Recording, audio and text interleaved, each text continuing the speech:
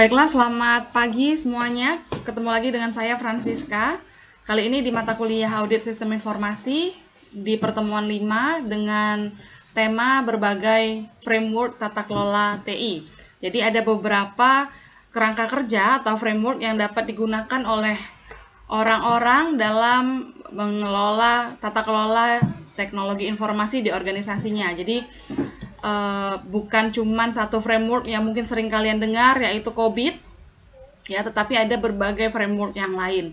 Nah, sebelum kita lihat berbagai framework itu, kita ulangi dulu yang kemarin, pertemuan yang lalu. Jadi, mengapa TI itu dianggap sebuah hal yang penting dan TI juga harus dikelola atau harus diatur tata kelolanya sedemikian rupa dengan investasi yang harganya tidak murah. Jadi, TI itu adalah sesuatu yang berharga, bahkan memiliki nilai strategis. Ya, TI tidak lagi dipandang sebagai alat pendukung, tetapi juga sebagai bagian dari strategi bisnis, termasuk kunci dari penghematan biaya operasional perusahaan, kemudian enabler bagi inovasi layanan produk baru bagi konsumen, kemudian sebagai alat untuk mengintegrasikan proses-proses bisnis organisasi, dan juga TI itu berpotensi mentransformasikan bisnis atau bahkan mentransformasikan sektor industri. Nah, tapi dari pentingnya atau besarnya nilai strategis SITI itu, sayangnya ya, seringkali besarnya investasi tidak sesuai atau tidak seiring dengan manfaat yang didapatkan oleh organisasi. Oke, jadi saya lanjutkan. Sayangnya nilai investasi TI yang biayanya besar itu tidak sesuai dengan apa yang didapatkan oleh organisasi. Jadi seringkali biayanya besar, tetapi yang didapatkan itu B aja, ya, nggak begitu berpengaruh, tidak begitu memberikan keuntungan bagi organisasi. Nah, maka dari itu sangat penting sebuah TI itu sebelum dilakukan investasi besar-besaran harus diatur dulu sedemikian rupa. Nah, bagian dari tata kelola ini bisa mengatur investasi TI. Jadi salah satu perannya menerapkan tata kelola teknologi informasi di organisasi adalah untuk mengatur investasi terkait TI. Nah, kemudian tanggung jawab untuk memastikan manfaat TI bagi organisasi itu adalah tanggung jawab pimpinan tertinggi organisasi tersebut, ya. Jadi orang tertinggi di organisasi itulah yang bertanggung jawab untuk memastikan apakah TI ini bermanfaat atau tidak. Jadi dia harus memastikan sebelum melakukan investasi, dia pastikan dulu sehingga kedepannya TI ini bisa berjalan sesuai dengan yang diharapkan. Nah, kemudian kita lanjutkan. Ini definisi TKTI.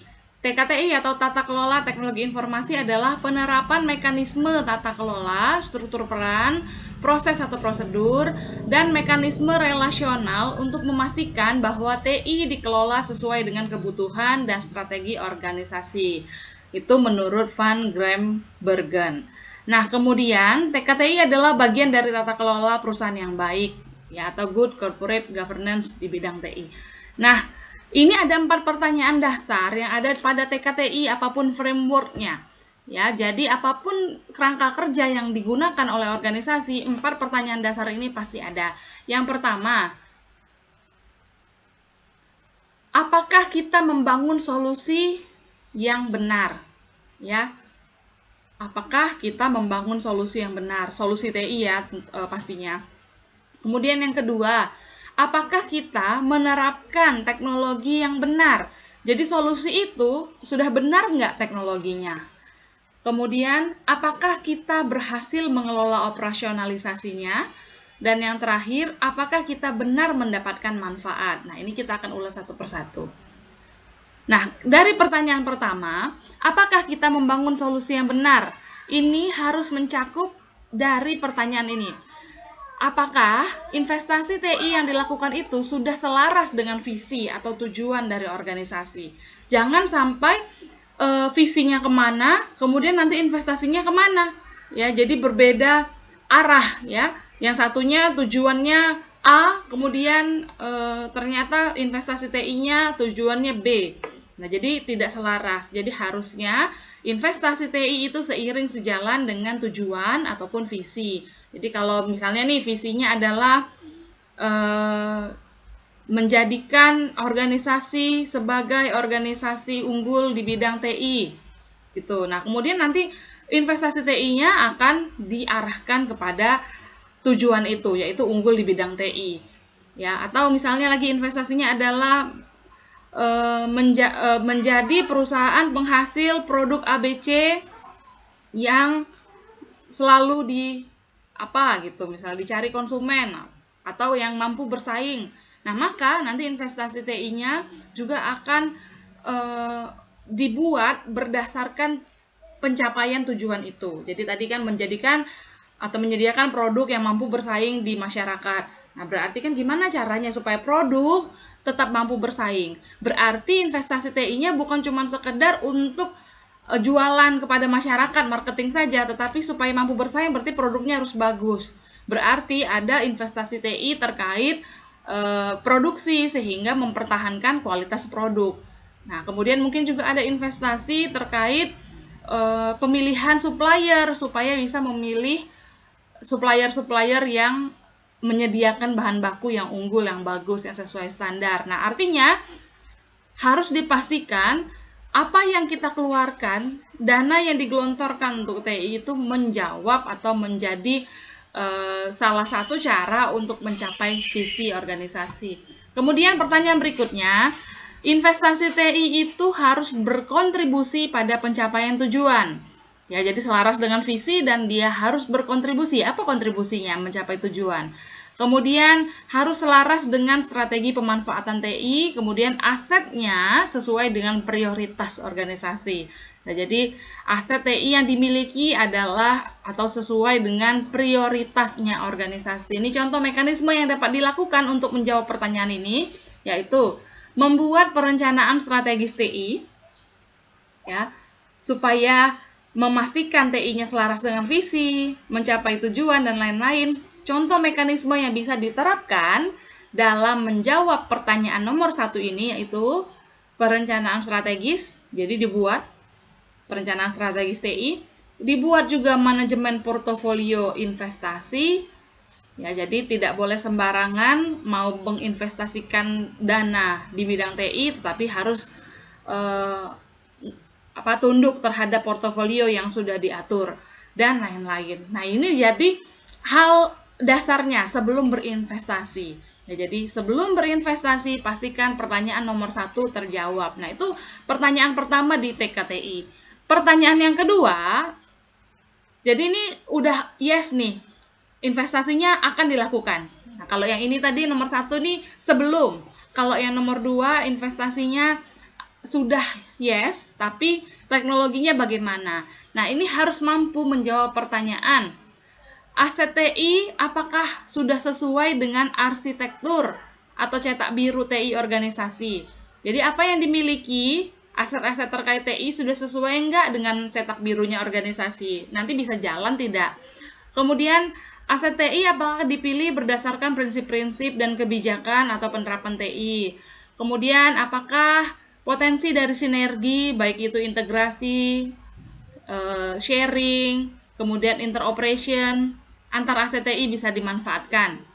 Jadi, apakah aset-aset TI yang dimiliki itu bisa saling berintegrasi, bisa saling berbagi, dan bisa saling berjalan di operasi atau operation yang berbeda, platform-platform yang berbeda.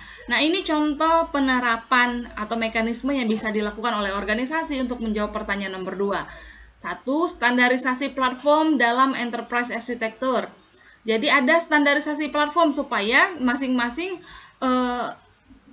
masing-masing aset TI-nya, aplikasi-aplikasi TI-nya bisa berjalan saling berintegrasi ya, bisa berjalan beriringan, tidak terpisah-pisah. Maka standarisasilah platformnya. Ya, ada platform standar yang dibuat. Oh, kita bikin semuanya berbasis web. Oh, kita bikinnya semuanya pakai SAP misalnya. Oh, misalnya kita pakai apa. Jadi ada standarisasi platform. Kemudian ada penjaminan mutu melalui tes. Jadi tidak semua calon atau kandidat ACTI goal, jadi harus melalui testing ya. Jadi sebelum digunakan, sebelum sebuah ACTI atau aplikasi digunakan harus melalui proses pengetesan atau pengujian terlebih dahulu. Nah, jadi ini pertanyaan nomor 2 ya. Apakah kita menerapkan teknologi yang benar? Kemudian pertanyaan nomor 3. Nah, udah nih. Tadi kan yang pertama sebelum investasi, yang kedua udah mau investasi tapi teknologinya bagaimana. Nah yang ini udah jalan, tapi ada pertanyaan lagi, operasionalnya bagaimana. Nah ini pertanyaan nomor 3 di dalam TKTI. Jadi harus menjawab pertanyaan ini nih, apakah proses-proses pengelolaan, pengoperasian, dan perubahan dari ACTI itu berjalan efektif? Ya, jalan nggak sih si aplikasinya, aset ACTI-nya udah jalan dengan baik nggak?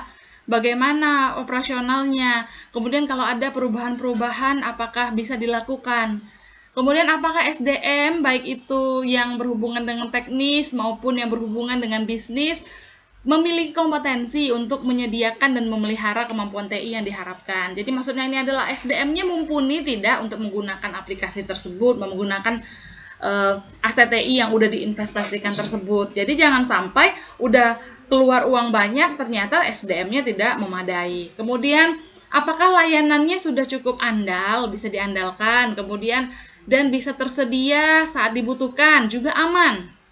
Jadi seandainya ada sebuah aplikasi TI itu bisa diandalin nggak dengan kondisi-kondisi yang seharusnya berjalan, misalnya yang berhubungan dengan produksi, ketika kegiatan produksi dia bisa diandalin nggak? Kalau aplikasinya penjualan bisa diandalin nggak untuk penjualan, atau nanti jangan-jangan balik lagi ke nota kertas gitu ya. Nah jadi dia bisa diandalkan atau tidak. Kemudian apakah dia tersedia setiap saat ketika dibutuhkan? Ya, jangan sampai dikit-dikit down, dikit-dikit hang gitu ya. Jadi dipastikan kemampuan dari ACTI tersebut. Kemudian apakah dia aman? Apakah datanya rahasia, kemudian autentikasinya aman, tidak bocor. Ya ini berhubungan dengan operasional. Jadi pertanyaan nomor 3 ini berhubungan dengan operasional sebuah ACTI. Contoh mekanisme yang bisa diterapkan oleh organisasi adalah Management Service Level Agreement atau SLA, kemudian prosedur ticketing pada helpdesk, ya, dan berbagai mekanisme-mekanisme keamanan lainnya yang bisa diterapkan. Nah, ini contoh untuk menjawab pertanyaan nomor 3 dari TKTI, yaitu apakah kita berhasil mengelola operasionalisasi dari ACTI yang sudah diinvestasikan. Nah, kemudian yang keempat ini terakhir. Ya, pertanyaan terakhir. Jadi, ini setelah dilakukan, ya, setelah di nomor 3 operasionalnya dilakukan, ada pertanyaan berikutnya, yaitu apakah kita mendapatkan manfaat? Apakah organisasi mendapatkan manfaat dari ACTI yang sudah digunakan? Nah, bagaimana cara menggali apakah mendapat manfaat atau tidak? Yang pertama, solusi TI apakah bermanfaat sesuai dengan definisinya, sesuai dengan kriteria yang sudah dijanjikan? Ya, sesuai janji, menepati janji nggak ini? Nah, kalau ini skripsi, maka kalau melihat menguji skripsi, ini akan dilihat proposal, ya. Proposal kan janji ya.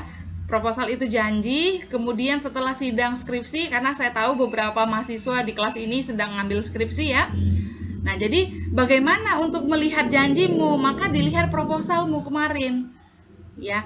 Kemudian nanti ketika sudah sidang, ya dilihat kembali bab 1, apa masalahmu, tujuanmu, manfaatmu, kemudian dibukalah aplikasinya, benar tidak aplikasi kamu itu menjawab janji, ya, benar tidak tepat janji dia. Nah, begitu juga dengan ACTI yang ada di organisasi.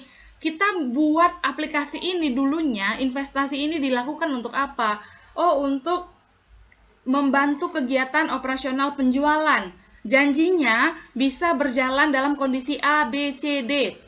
Contohnya kondisi transaksi per hari itu dia mampu nahan berapa berapa klik per ini gitu, per satu waktu yang sama. Kemudian diuji coba ternyata bisa. Nah, itu tepat janji berarti dia. Tetapi kalau ternyata dia ngomong membantu operasional penjualan, kemudian dia bilang mampu menampung sekian klik dalam waktu yang sama, ternyata pas udah jalan ternyata tidak bisa, berarti dia tidak tepat janji.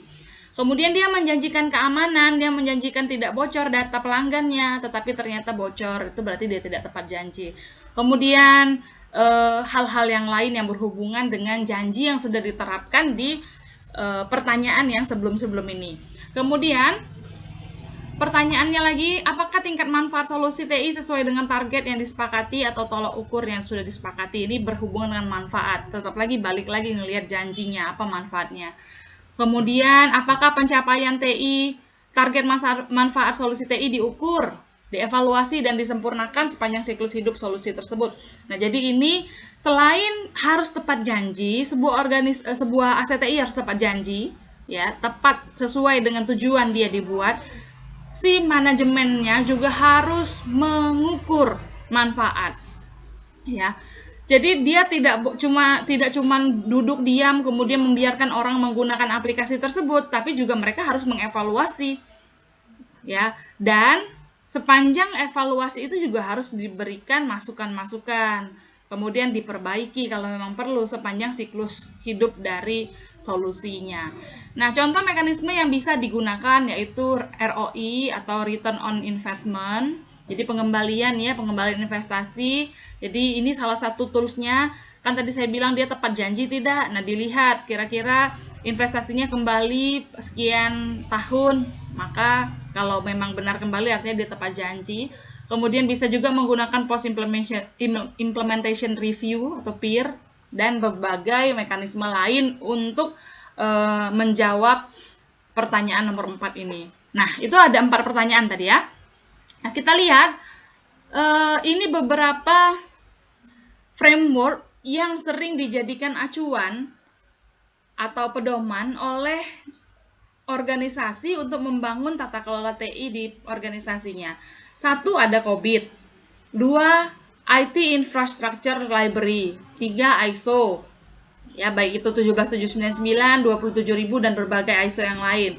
Ada juga ISO IEC 38500. Nah, ini ada versi nasionalnya, versi Indonesianya yaitu SNI ISO IEC 38500 versi terbarunya tahun 2016. Kemudian ada Australian Standard 8015. Nah, semua kerangka kerja ini, pertanyaan 4 yang tadi, 4 pertanyaan dasar tadi ada semua di sini, cuman memang dibagi-bagi menggunakan gaya mereka masing-masing sesuai dengan organisasi yang mengeluarkan masing-masing standar ini. Nah, nantinya ini semua akan menjadi tugas kelompok Anda. Jadi setelah saya jelaskan sedikit di pertemuan ini juga akan menjadi tugas kelompok Anda pra UTS, ya, tugas pra UTS untuk membahas salah satu dari kerangka kerja tata kelola teknologi informasi ini. Nah, jadi kita lihat yang pertama, COBIT. COBIT ini singkatan dari Control Objective for Information and Related Technology. Ini adalah panduan standar untuk praktik manajemen teknologi informasi yang dikeluarkan oleh ITGI atau IT Governance Institute yang merupakan bagian dari ISACA. Nah, COBIT ini memiliki versi paling baru yaitu COBIT 2019, setelah pendahulunya yaitu COBIT 5, kemudian sebelum COBIT 5 ada COBIT 4, dan ada pendahulu-pendahulunya yang lain. Kemudian ada yang namanya ITIL.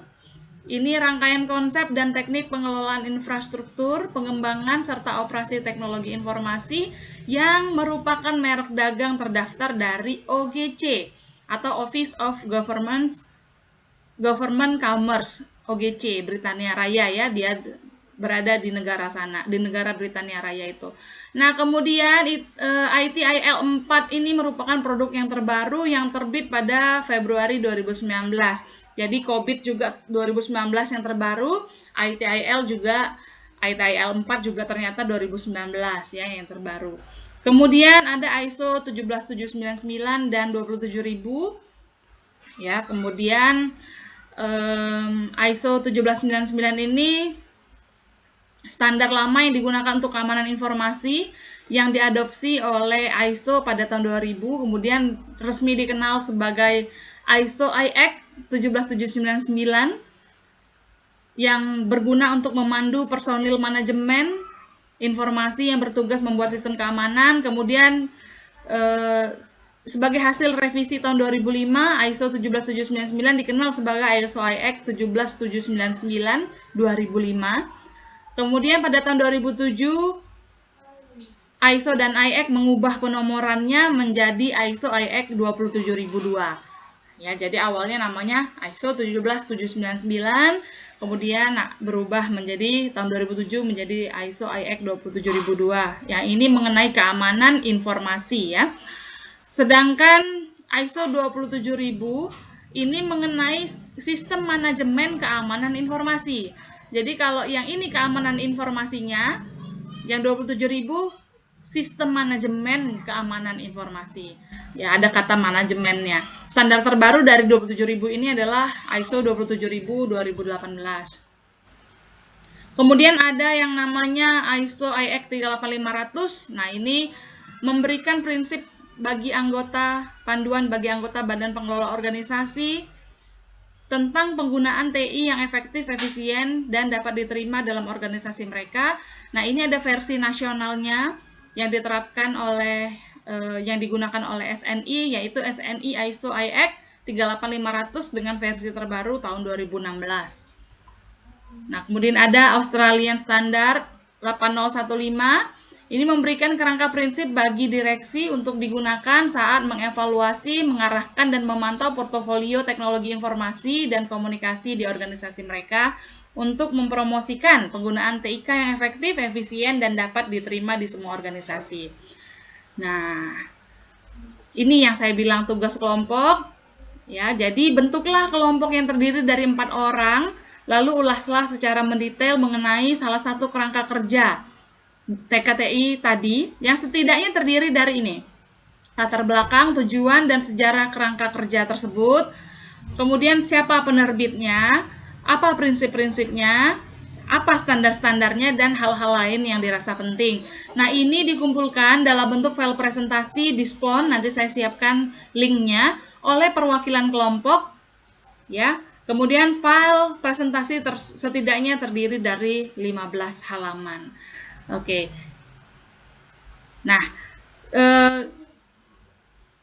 sampai di sini dulu, nanti kita ketemu lagi sebentar lagi di Vicon tetap ya, tapi rekaman ini akan saya matikan karena sebentar lagi kita akan membahas kelompok tugas ini saja ya. Jadi sampai ketemu sebentar lagi. Selamat pagi. Pagi, Bu. Pagi, Bu.